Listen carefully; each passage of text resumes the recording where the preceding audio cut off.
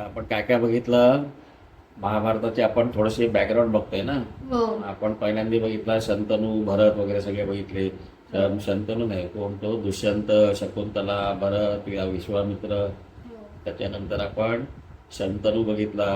हो त्याच्यानंतर गंगा बघितली, देवव्रत बघितला, देवव्रताचा भीष्म झालेला बघितला, हो सत्यवतीची मुलं बघितली. कळत नाही, सत्यवती बघितली आपण, गंगा बघितली, सत्यवती बघितली. शंतनूच्या दोन बायका आहे का नाही, हो आणि तिची मुलं चित्रांगद आणि विचित्र विचित्रवीर्य. कळलं की नाही. आणि मग चित्रांगद गेला, विचित्रवीर्य विचित्रवीर्याचं लग्न झालं. कळलं की नाही. आणि तो मूल बाळ नव्हता, गेला. मग त्याच्यासाठी मग कोणाला बोलवलं, अंबिका आणि यांच्यासाठी व्यासमुनींना बोलवलं. कळलं की नाही. आणि तिला धृतराष्ट्र, पंडू आणि विदुर असे अंबिका, अंबालिका आणि दासी तिघांना 3 मुलं इथपर्यंत आपण बघितलं आहे का नाही. आता ही मुलं मोठी व्हायला लागली. कळलं का नाही. आता इकडे कोण कोण आहेत घरामध्ये, अंबा आहे, अंबा नाही, अंबिका आहे, आणि अंबालिका आहे, आणि धृतराष्ट्र आहे, आणि पंडू आहे. कळलं का नाही. हो मग मोठा झाल्यानंतर पंडू बसला राज्यावरती आणि एखादी तरी शिकारीला गेला तिकडे. काय झालं ते आपण बघितलं, बरोबर आहे. आता सगळ्यात मोठे इकडे भीष्म आहेत, आहे का नाही. मग भीष्माने आता हे दोघे जण मोठे झाले, पंडू आणि धृतराष्ट्र. कळलं की नाही. मग आता दोघांचं लग्न करायचं.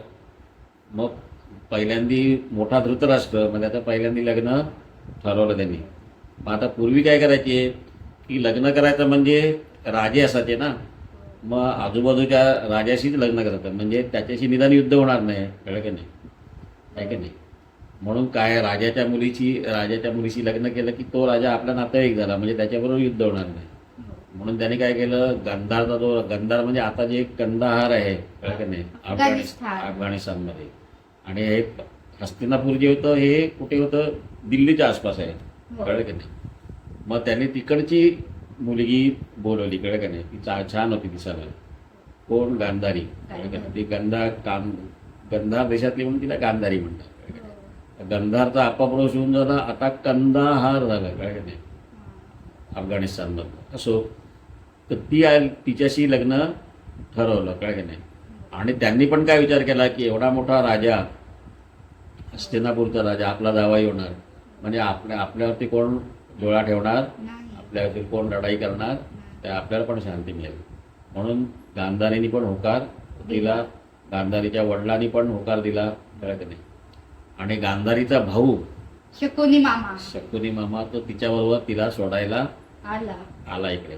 मग आल्यानंतर तिने बघितलं की आपला नवरा काय आहे, आंधळा आहे. कळलं नाही.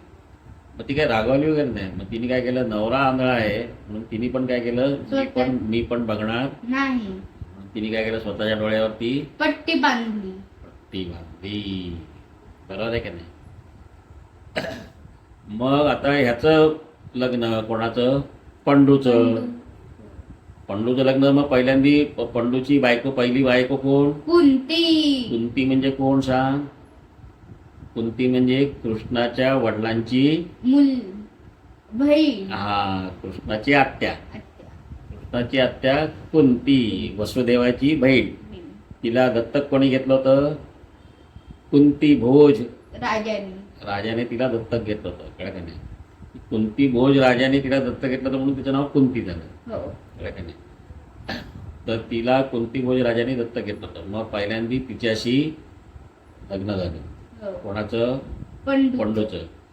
आता ही कुंती ज्यावेळेस यंग होती त्यावेळेस तिच्या घरी कोण आले होते, एक ऋषी आले होते. आणि त्या ऋषींची सेवा केली की ते प्रसन्न होतात आणि खुश होऊन वर देतात असं तिला कोणतरी सांगितलं. आणि नाहीतरी पण तिला आवड होती सगळ्यांची सेवा करायची. मग तिने त्या ऋषींची काय केली, भरपूर सेवा केली. आणि ऋषीने जाताना तिला काय दिला, वर दिला. तिला काय सांगितलं की तू ज्या देवाची प्रार्थना करशील त्या देवापासून तुला एक मुलगा प्राप्त होईल, तुला मी 5 वर देतो. आणि असं कधी काय होतं, काय ती लहान होती ना, चाइल्डिश होती. म्हणून ती म्हणाली काय यांनी सांगितले ते करून तर बघूया आपण, गंमत म्हणून तिने सूर्यदेवाची प्रार्थना केली. आणि तिला कर्ण झाला. तिला बाळ झालं, कर्ण झालं. अरे बापरे, आता काय करायचं? आता तर आपलं लग्न झालेलं नाहीये, कळलं का नाही? आणि आपल्याला बाळ झालेलं आहे. नाही कसं, कर्ण झाला ना. हो. मग आता ह्याला कुठेतरी लपवलं पाहिजे. मग हो. तिने काय केलं, सकाळी सकाळी पहाटे एकदम उठली, तर बाळाला टोपलीमध्ये घातलं, काय का नाही, आणि टोपली तरंगत जाईल आणि कोणीतरी त्याला वाचवेल. ठीक आहे. आणि बाळाला नदीमध्ये सोडलं. सोडून आली. म्हणजे तिला वर मिळालेला होता काय, की ज्या देवाची प्रार्थना करशील त्या देवापासून तुला मूल होईल, कळलं का नाही? आणि पंडूला अशा काय मिळाला होता की तू बायकोच्या जवळ गेलास मूल होण्यासाठी की तू मरशील. की तू मरशील, बरोबर आहे का नाही? मग त्यामुळे पंडूला डायरेक्ट मुलगा होऊ शकत नव्हतं. नव्हतं. मग पंडूचं कुंतीशी लग्न झालं. मग कुंतीने पहिल्यांदी वर मागितली, कळलं का नाही? कुंतीने वर मागितलं तर पहिला कोण झाला? युधिष्ठिर. युधिष्ठिर झाला. देवांची प्रार्थना करू. यमदेवाची प्रार्थना केली आणि झाला युधिष्ठिर. युधिष्ठिर. मग युधिष्ठिर झाल्यानंतर तिने दुसऱ्या देवाची प्रार्थना केली, पवन देवांची. पवन देवाला पहिला मुलगा कोण झाला होता? हनुमान. अंजलीपासून हनुमान झाला होता, बरोबर आहे. अंजलीने तिची उपासना केली ती आणि त्याला हनुमान झाला होता. हो. मग पवन देवांपासून कुंतीला कोण झाला? पवन देवां कुंतीला भीम. म्हणून तो पण हनुमानासारखा एकदम स्ट्रॉंग. स्ट्रॉंग मजबूत होता, कळलं की नाही? मग आता तिसरा वर कोणाकडून मागितला? इंद्रदेव. तिसरा वर इंद्रदेवांकडून मागितला. आणि इंद्रदेवांच्या वरापासून कोण झाला? अर्जुन. अर्जुन झाला, कळलं की नाही? मग आता किती वर झाले? एकूण 4 वर झाले. 4 वर झाले, आहे की नाही? मग आता याचं अजून एका बाईशी लग्न झालं होतं. कोणाचं? पंडूचं. हो. अजून एका राजकन्याशी. बाईशी म्हणजे राजकन्या. ती मद्र देशाची राजकन्या होती. हो. मद्र देशाची, कळलं का नाही? मद्र देशाचा जो राजा होता त्याचं नाव काय होतं? शल्य. शल्य.